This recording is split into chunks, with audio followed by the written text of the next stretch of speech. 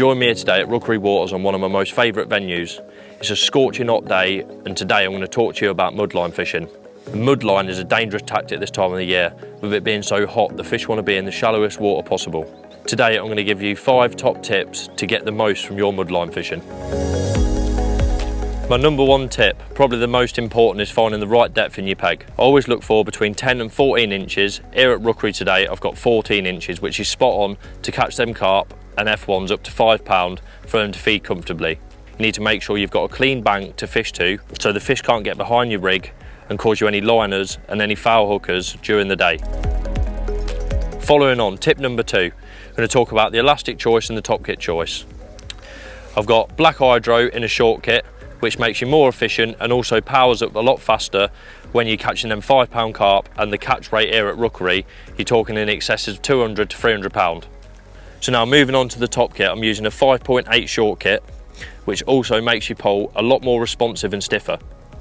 And another benefit about this top kit is that the fish pop up closer, so you can land them carp a lot faster. Tip number 3, rig choice. Today I'm using an inline mud 4x14, very durable float and ideal for when you're fishing against a far bank. Nice short float, be able to pin it against the far bank. Moving on to the line I'm using, which is 020 tournament rig line to a 016 tournament rig line, hook length to a 16 SLWG, and this is shotted with 6 number 8s, which is perfect for when you're pinning your bait against the far bank so nothing's moving. Them fish are just going to come in, swim round, your bait's going to be dead still, and they're just going to nail it every time.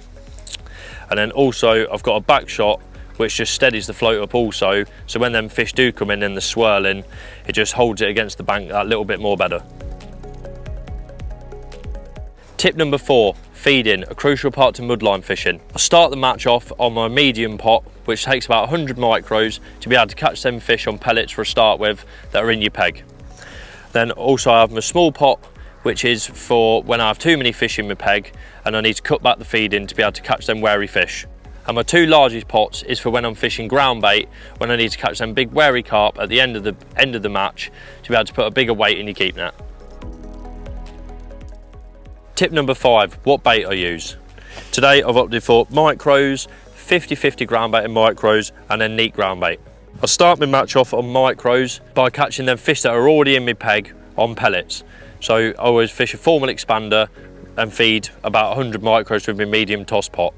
And then during the middle part of the match, after about 2 hours, I change to my 50-50 ground bait and micros, where I'll change my hook bait also to either 3 white maggots or a little piece of worm, which helps draw them fish back in and get them feeding comfortably again.